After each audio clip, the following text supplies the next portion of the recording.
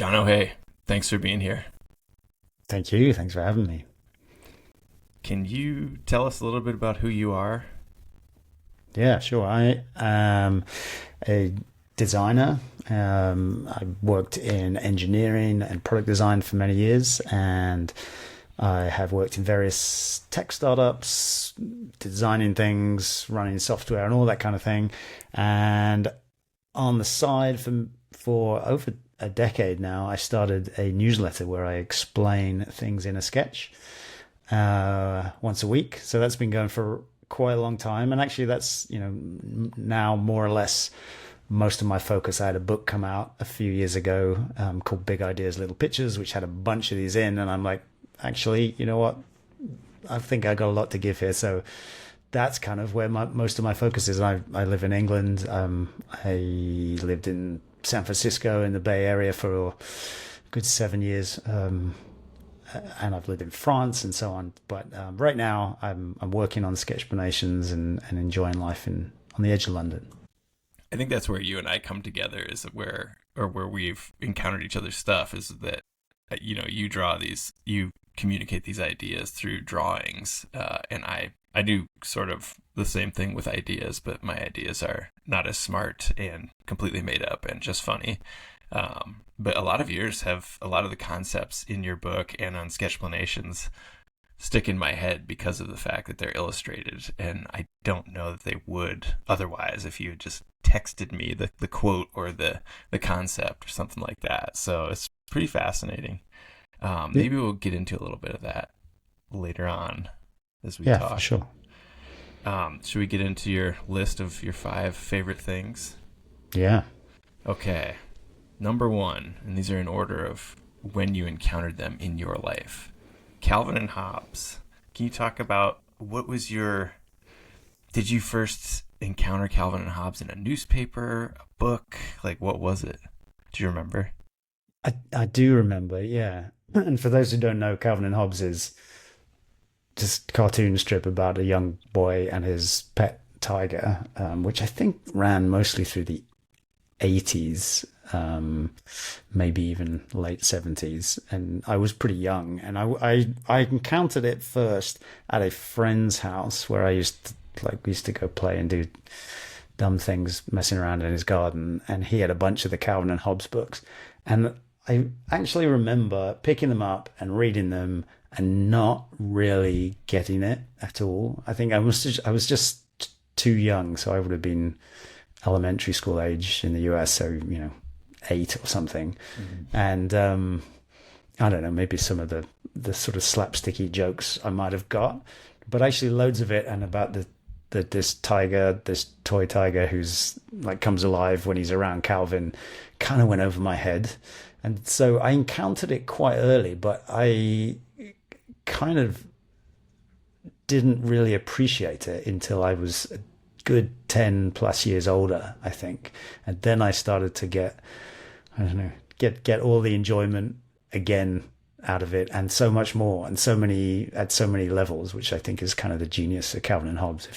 I don't know if you've got any Calvin and Hobbes books in your house, but if anybody doesn't, I always say, like, that's the first thing you should go do, is go to the bookstore. We do, and I was reading them to our little guy. He's 3.5, and he was like 3, and he's like, I want to read this one. And I start reading, and I'm like, man, this is actually a little adult for you. Some of the themes and some of the concepts and stuff like that.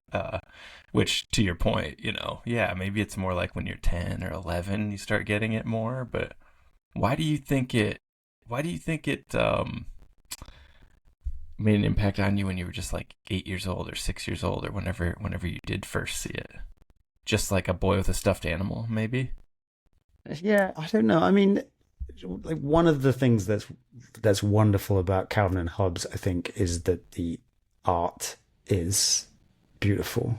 And it can be quite simple in places, and some of it's just like classic comic strip stuff. There's 1 or 2 characters, and they're mostly speaking for 3 frames, and that's kind of it.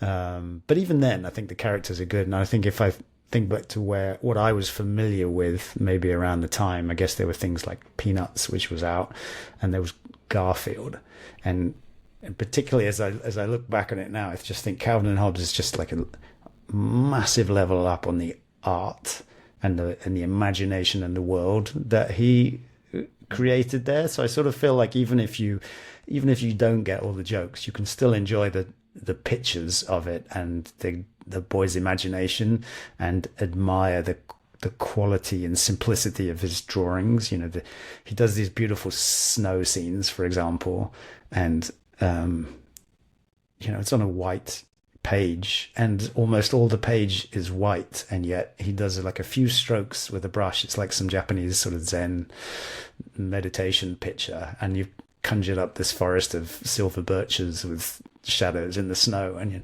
like, wow, I wish I could do that. And then other times it's like these big grand landscapes where he's like landing on another planet, and then you know, he does these incredible drawings of dinosaurs as part of it, which is, you know, Calvin's imagination coming to life with dinosaurs like sat in the kitchen or flying F-15s, you know. And so I think that was one of the things that struck me then, going like, this is different, and in my mind was much better and stronger than like Garfield, which might have had some silly jokes that occasionally made you laugh, but didn't have like that depth and quality of the art to it, I think. And I think you can enjoy that as a kid, and even more so as an adult. Yeah.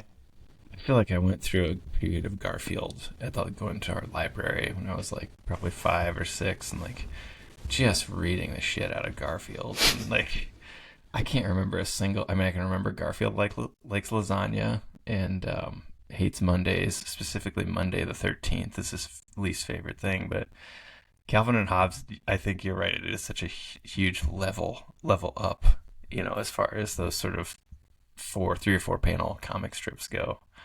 Go ahead. Yeah, I was gonna say, like, I think also, if you know, I bring it back to those kind of cartoons, and you know, Garfield and Peanuts are incredibly successful, but Calvin and Hobbes spoke to me so much more than those. And I think about the kind of topics and the characters, and I think their outlook of people and Calvin as a person, and obviously Bill Watterson, who created it, sort of comes through in the topics that he picks. You know, like, yeah, so Garfield is always grumpy and drinking coffee on Mondays and doing something kind of obnoxious, and then swallowing loads of lasagna, and that's sort of, you know, sometimes it's a little bit funny, but that's kind of the messages you get from Garfield. And I don't know, I never, as a kid at least, I never really got the Peanuts ones, and yet I think you read Calvin and Hobbes, and he covers so many themes, and some of it is just like a little kid annoying his parents or like using his imagination, but it's also about nature and enjoying that and the enjoyment of childhood. And then he covers, you know, all these things about I don't know, the evolution of art, and he obviously like hated TV and what media was becoming, and you get all of those sort of commentary, which are really quite highbrow in there as well, and still able to enjoy. So like if I contrast those, I'm like, Calvin and Hobbes is amazing. I still think that. Yeah. Yeah. Was humor a big part of your family growing up? I mean, yeah. But, you know, was it any more than anybody else's? I don't know. You know, we did more humor from like TV shows and things, I guess, you know, watching sitcoms on a Friday evening, and then Friends and that came around, and my parents had a bunch of cartoon books of more like slightly more adult cartoons, like the sort of ones you get in the newspaper, which were definitely topics that I didn't always follow, but were pretty funny, I think, certainly if you're an adult. But I think Calvin and Hobbes is more, the humor's sort of more generally applicable. And I think about, whenever I'm doing sketches, I think about, you know, how would he have covered this? And every now and then I think, oh, I really want to make something that's both sort of beautiful and optimistic like his, but also sort of like wryly funny but charming, and I don't know how he how he did it. It's really hard to do, and I can't really do it. But very often I think to like, what would he have done that would have made this topic not dry and boring, but funny and charming at the same time, because he did it over and over again. Have you experimented with fictional characters in your drawings, or did you as a kid? As a kid, I was never good enough, and I'm still not good enough as a cartoonist. And I never consider myself a cartoonist, but I had a friend in, I guess, secondary school here, and he was a really talented cartoonist, and I think it was, reflected a bit of my career growing up. I'd sort of associate myself with really smart, talented people, and then help organize and direct the work a bit. And he would make these cool comic strips, and we'd talk about them. And there were the ones like, we had like Robo Duck, I remember, and we'd like fold these little, like take a piece of A4 and fold it down really small and make like 8 pages. But he did pretty much all the drawing. But we had these characters, and they were kind of funny. And I guess I do think, yeah, like, after a while you associate with the characters in all these fictional stories, films, comic strips like that. And I definitely don't have that in mind. I probably should. I get about as far as sort of adding the odd pet here and there that you can relate to. Yeah. It might be freeing, just because you're able to make fictional characters say things that aren't necessarily true, or they're not, like, you're just working in nonfiction, I feel like, and that's kind of a maybe limiting or maybe difficult constraint to work within, as opposed to just being able to make it up, But you know what? Yeah. I'm not either, so I'm not telling you what to do with your life. Number 2 is, same vein as Calvin and Hobbes, Bill Watterson. Number 2 on your list is Da Vinci's notebooks. I'm not familiar with where you access Da Vinci's notebooks, but can you tell me about how these came into your life? Yeah, and actually it's a good point, because it's not really very straightforward, or it's not like you can buy copies very easily of, like, these are his notebooks and you can flick through. So most of my exposure to Leonardo da Vinci's notebooks is through, excerpts and examples of pages, and through exhibitions that we've been to. I read a book once which was like How to Think Like Leonardo da Vinci, and it had loads of examples in. I have seen a bunch of the notebooks, but they're notebooks, like if I look at my notebooks, every now and then there's something that looks kind of interesting, and then there's pages and pages of stuff that is boring and mundane and messy. And so, maybe it's a better way to experience it, where you get the sort of excerpts. I do have some things. So, for example, we've been to some exhibitions, and I've got a really nice collection. I've got Leonardo da Vinci's The Graphic Works, which is not his end paintings, but all of the sort of sketches and preparatory drawings and things he did in his notebooks, which they've laid out. But it's across his whole career. So you're flicking through, I guess, pages from different notebooks as you go. So yeah, I wish I could, on the bookshelf behind me, just have, his 10 notebooks and flick through the real things, but those are quite hard to get hold of, it turns out. I think, but I've seen hundreds of pages of his notebooks, and I think it's pretty hard from the first time that you see them to not realize there's something special there, which is unlike almost anything in the history of the human race. So your first encountering these, were you in a museum somewhere? Was there a page of one in a book you're reading? Like, what do you remember how you were aware that this was a thing you could actually view? Like not specifically. Like, it's one of these ones where, everybody I don't know when the first time is you hear about Leonardo da Vinci, but everybody kind of hears about Leonardo da Vinci at some point in their childhood. I did um, design engineering as my degree, and one of the things that I loved and still love is essentially creative problem solving, and like it always used to bug me a bit because in that whenever people talk about creativity, they tend to talk about the arts.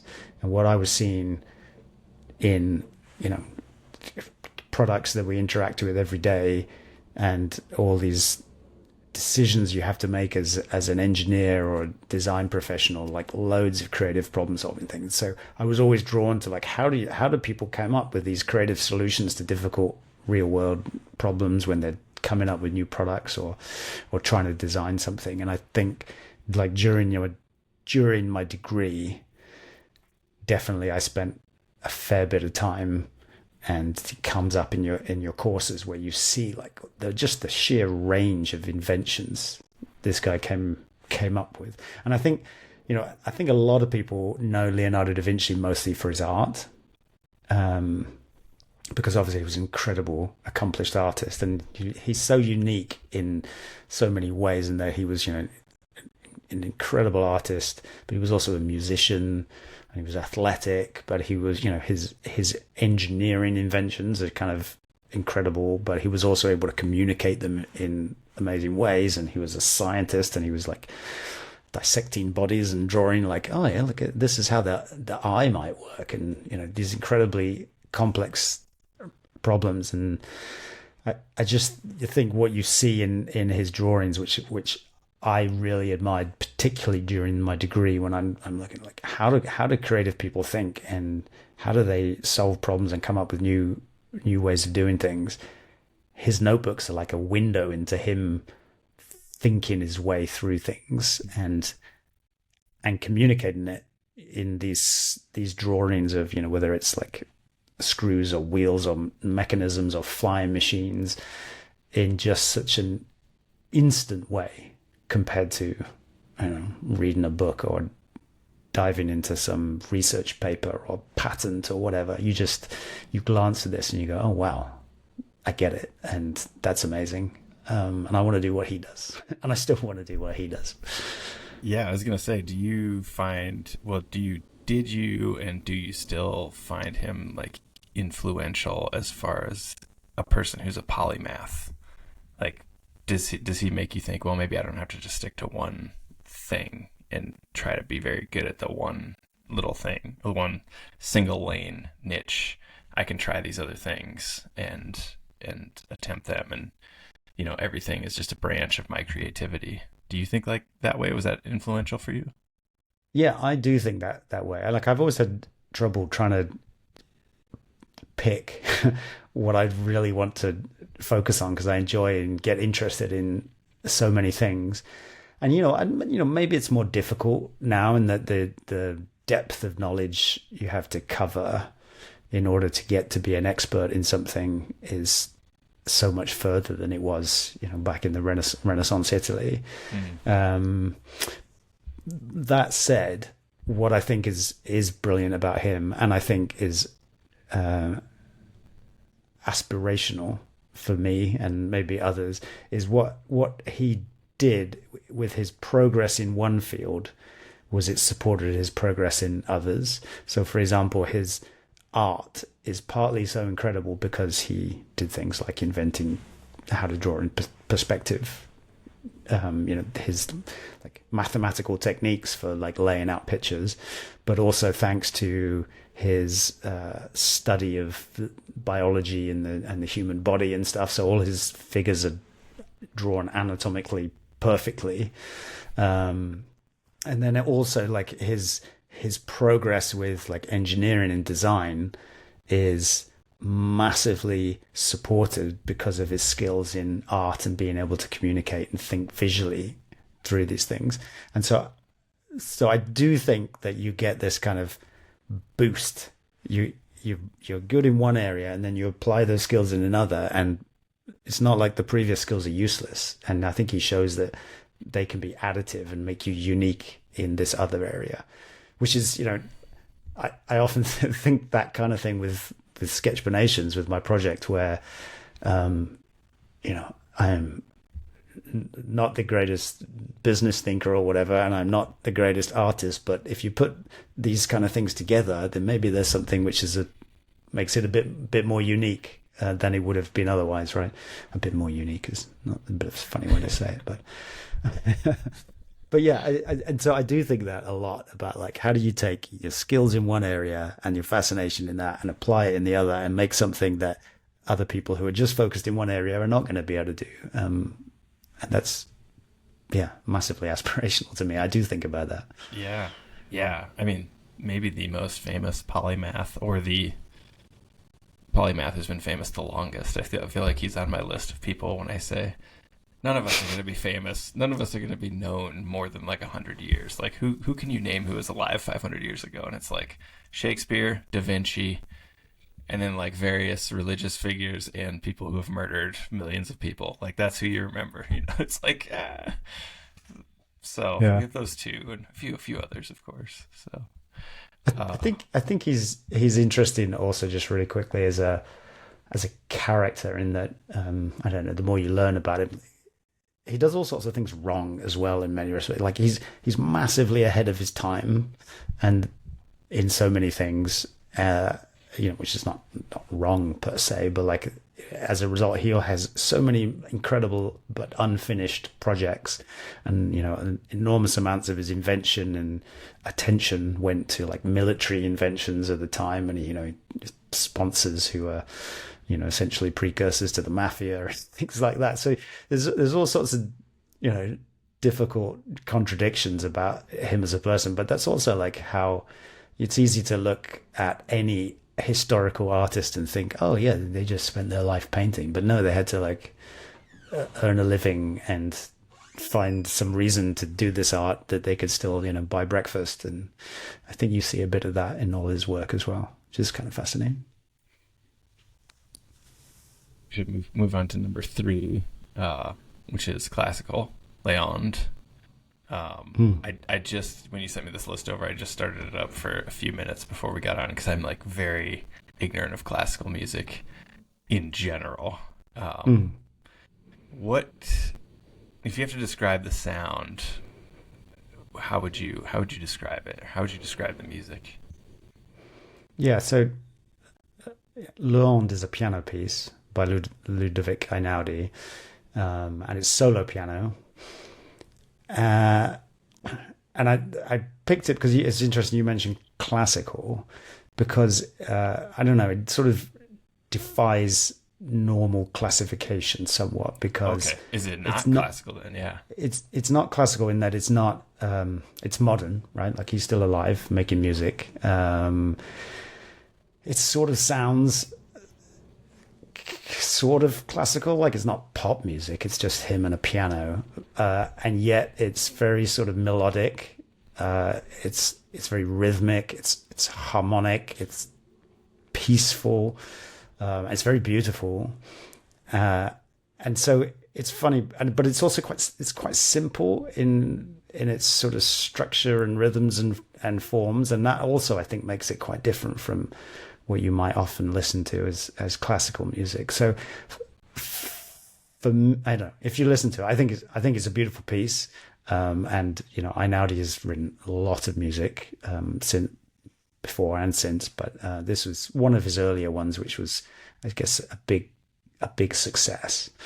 But they're kind of like if you were to take Chopin and Beethoven, but make it like melodic and harmonic and a bit more like that easy pop sound, but keep it like a solo piano piece, which is just some really beautiful pieces to listen to. So that's not a great description, but maybe an easier way to say Leond means the wave, and the piece sounds, I think, very much like a wave. It has these sort of flowing lines from the left and the right hand, which I can imagine them being waves at the beach.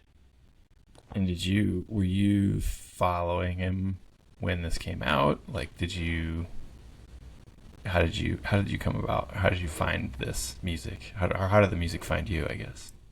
Yeah. So it's part of the reason I picked this one is because I remember the moment that I came across it very distinctly, and I was probably in my early 20s, and I was probably, I think I was in the summer, and I was back at home at my parents' house. I was in my bedroom, probably lying in late, and I had an alarm clock at the time. It was the Sony radio alarm clock, and it would come on with the radio instead of beeping at you as a kind of gentle way in. And because I like to sort of peaceful wake up, I would have it coming on classic FM, which can be all sorts of stuff. Some of it not so approachable. And I remember the radio came on and I woke up, and then this piece came on almost immediately. And I just remember being really struck by how beautiful it was, how simple it was, and how I'd never really heard anything quite like it. And I have played the piano for years, and I didn't profess to be like a great piano player, certainly not in the classical tradition, because some of the pieces are incredibly technically hard. And I remember listening to this piece going, that is a beautiful piece. It's just him and a piano, and I think I could play that. Like, I remember going, do you know what? I need to go buy the music. And I went out and I bought the music, and I sat down and tried to play it, and I could. And I don't come across very much stuff like that where you're like, that is beautiful, and it's this whole package, and it's accessible. And I think Einaudi, much of his music is like that. So that was my moment, and I still listen to him now. That's 20 plus years later, and still listen to what he does, and it's like one of these things, a bit like you go to Calvin and Hobbes. These things are manages to keep it so simple, and then when you try and write something like that yourself, you realize how difficult it is to create like a simple melody like he does. So that's where I heard of it. Right, so you can play it. Like, do you play it now for your family? You just sit down and do it now? Well, I sometimes play that piece. I play a lot of pieces, and I have a number of his other piano books. I think what was interesting to me about it was because I felt like this was a beautiful piece that was on the radio, in that it was professional and complete enough to make it onto a national radio station, and it made me think that this was something that maybe in the future I would be able to do. And so what I do now is I compose a lot of music, and one of the things, one of the reasons I changed from doing my sort of product and engineering jobs was to be able to spend more time making music. And I think in a way, this piece was such an inspiration in starting that composing journey. I think if you're learning piano, you tend to learn an instrument by playing pieces of music that other people have written, and you just do that. And I remember thinking, like, at some point, how on earth do you make stuff up yourself that's supposed to sound good? And this was like this sort of gateway to be like, you know what, maybe I could write something like this in the future. And so it was a long answer to the question is, I do sometimes play this piece, I do sometimes play his other pieces, but most of the time I'm composing my own music, or just sitting down and playing something and making something up. But it's very much drawn from a lot of the style and what I've learned from him and how he writes music. Yeah, you seem like there's a chapter in Oliver Berkman's new book, newest. It's a couple of years old now, but it's basically the theme of the chapter is like, humans did this, humans made that, and it seems like you have a pretty good like when you see something, you realize that it wasn't like a necessarily someone special or elevated. It's like, they made it, I can make something too. Maybe it's not as good as Calvin and Hobbes, or maybe it's not as good as Da Vinci, some of Da Vinci's more famous creations, but it seems like these things all have kind of like made you think, or motivated you to do things on your own. Does that sound accurate? Yeah, yeah, very much so. And I don't, I don't profess to get anywhere near any of these, pieces of art individually, but I do.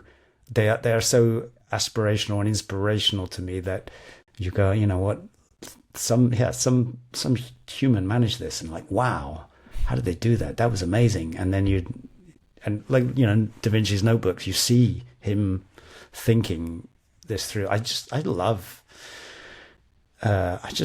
like the making of things and seeing behind the scenes of how people do it, and like a studio tour or whatever, or like somebody breaking down a music track. The one Calvin and Hobbes, there's one book which has an interview with him. He was like famously stayed away from all media, and it's just brilliant to see his process. And yeah, I don't ever. I strive to learn from what these people have managed to do and take the best of it. And, who knows, keep at it. Yeah.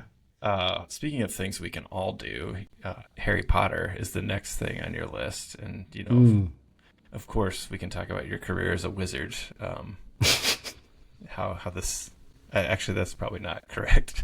Harry Potter, are we saying books or movies or both? And what age are you when you encounter Harry Potter? Yeah, so I'm talking about the books, but I do think there is this whole ecosystem which all has things to recommend it. We have spent a lot of time with the audiobooks, which read by Stephen Fry in the UK, beautifully read, and those are brilliant. There is also a Harry Potter world on the edge of London, which is also fascinating because it's about like how Harry Potter studio tour, I guess, it is about how they made the films, which is exactly like, I love seeing how people did this. So yeah, but it's mostly the books. And it's a funny one because I think I missed Harry Potter as a young kid. Like I found it in, when I was at university or something. And I actually found it because I have a younger brother, and my dad was reading it with my younger brother. And they were the first books, which are much more like kid books. And they seemed kind of fun, but I didn't really know much about them. And then I guess they carried on reading them, and they were like, these are really good.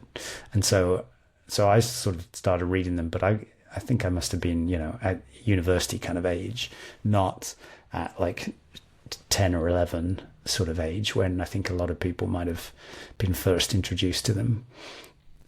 So in some ways I didn't come to them as a kid so much. And so are you reading them at university recreationally? Like it's like a thing you're doing outside of studies? This is like a break for you maybe? Yeah, definitely. I was just catching up. So, I think they'd already done 2 or 3 books by the time I started the first one. And I was never camping outside bookshops before the release of the next one. But I think I have read them a lot and listened to them a lot, both as an individual and also as a family. Like we've listened to the audiobooks in the car a lot. We've watched the films a lot with my kids. I found it was great. I speak a bit of French because I lived in France, and I bought the one in French, and so I read it, the first one in French, as a practice to like try and keep your reading up. So I know the stories really, really well now. But I there's something to me about it's another one a bit like Calvin and Hobbes, where I feel like there's a lot of layers to the books, and you can enjoy it as a 10-year-old kid, and you can enjoy it as an adult. And I respect it so much as actually as the work of an author to be able to do this. I just immensely impressed forever. And, I also think it's just so, it's one of these ideas where once it was out there, you're like, how did nobody do this properly before? You know, everybody loves magic. Everybody wishes they could do magic tricks and go to a magic school or something. Like, that sounds amazing. Of course, that would be a brilliant story. And yet nobody had really done it nearly as well before somehow. So I think she's like in the same vein. I was a bit torn between bringing in kind of Lord of the Rings and the Tolkien books, where he very much created a whole world and a set of characters and languages and all sorts that come with it. And I think she did kind of the same. And I think it has been enduring, and it still will be enduring, you know. Yeah. Are your kids into them then?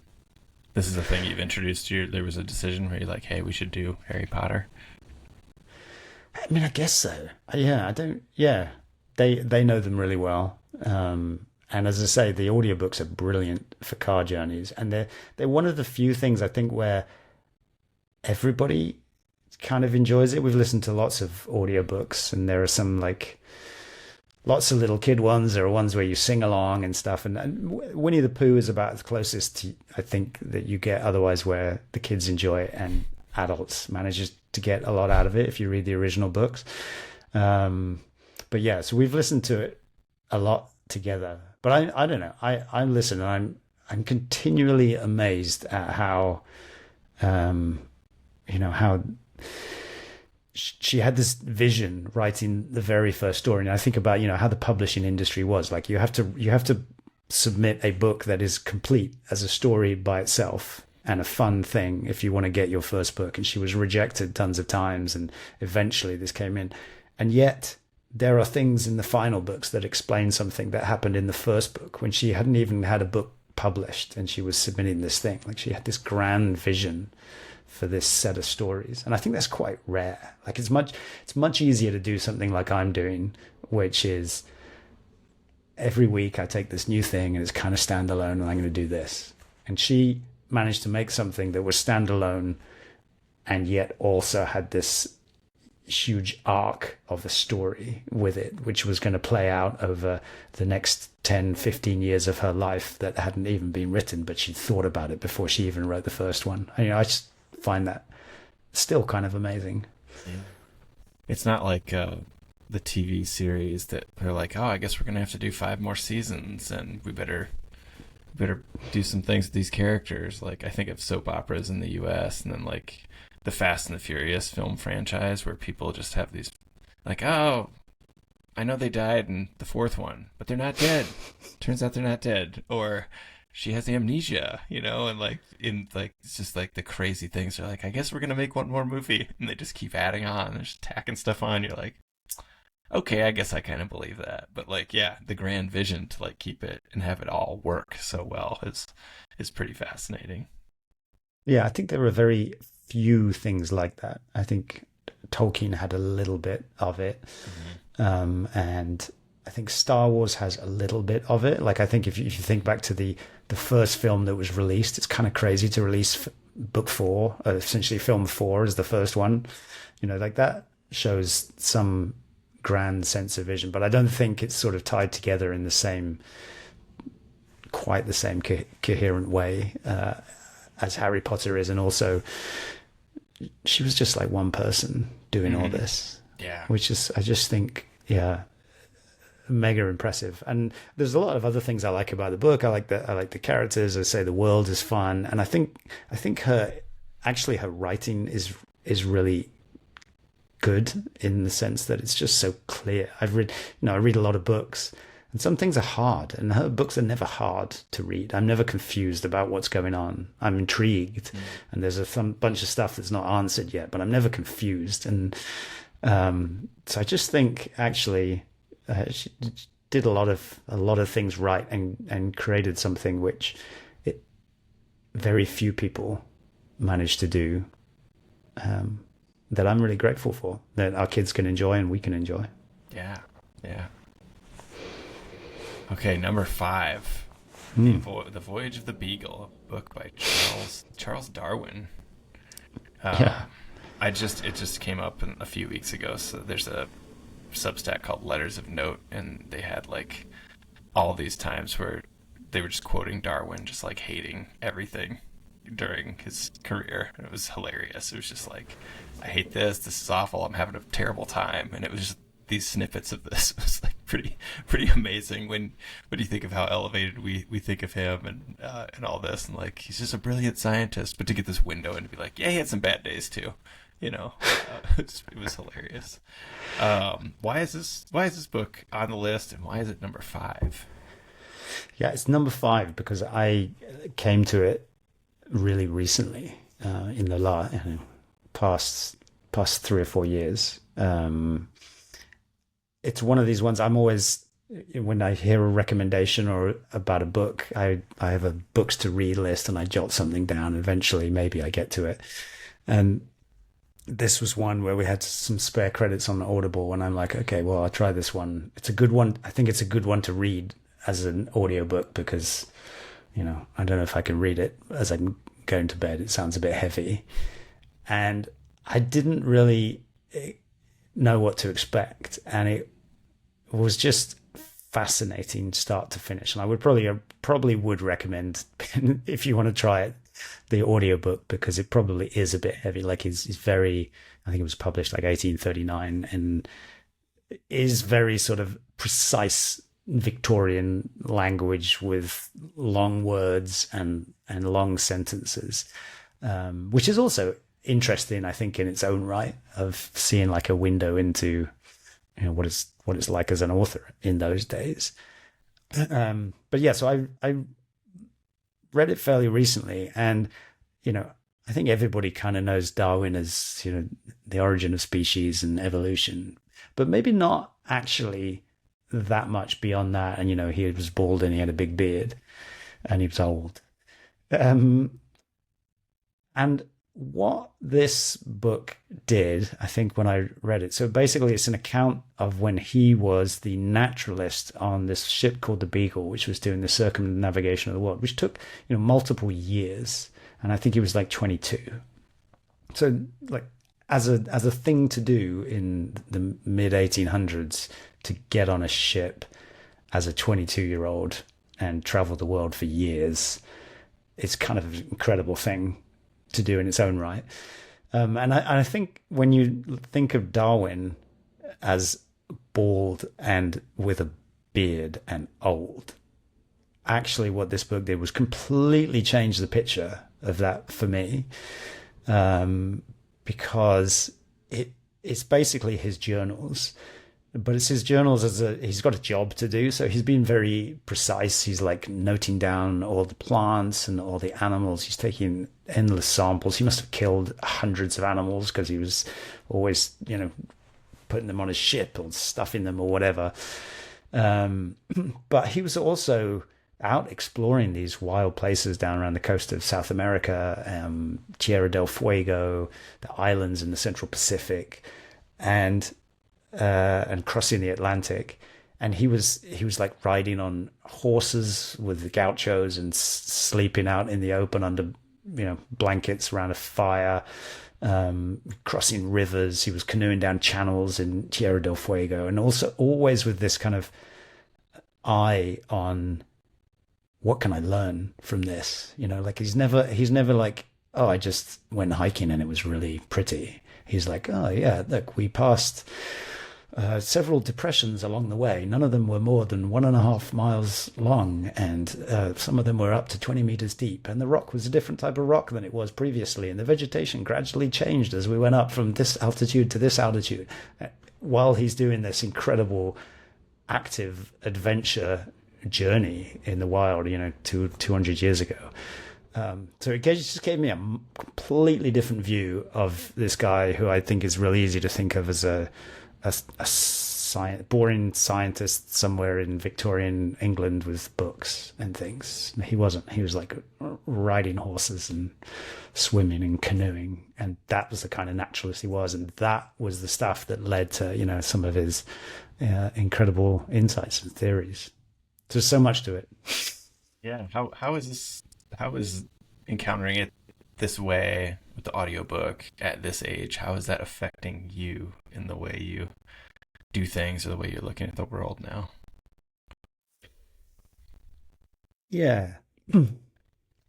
I think there's some beauty in it. Like as you could probably tell, having studied like engineering and things, I was more on the science and maths and physics kind of side of things, and there are some great, obviously there are great scientists in all sorts of other fields, and many of them though, however, like in physics, for example, it's difficult to follow a lot of their work because you need this depth in mathematics, and so it's not that accessible to people trying to understand this. And I think one of the things that how this affected me was, Darwin's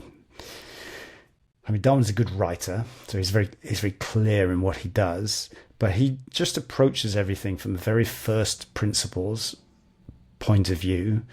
And you also learn the sort of, I learn the depth and the dedication and the eye for detail and the observation and the collection of an organization of facts and everything that he does to build up this picture, comparing stuff from this part of the journey to another, or this land to another, where the plants grow in a different way or whatever.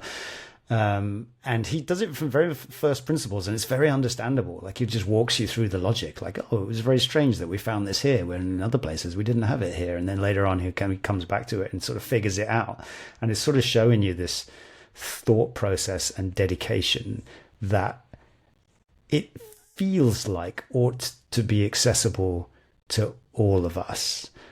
And I think that's quite rare in the view of a scientist, because, as I say, with a lot of science, it's really hard to get into it at all because it's sort of going over your head.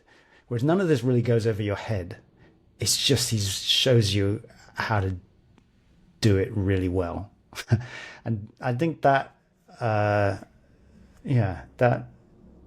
inspires me in like how you can approach things and really, like, I don't know, make a difference in the world. You have to be as dedicated and as expert as he is, and accessible, it sounds like. And yeah, sorry, 1 second. Oh yeah.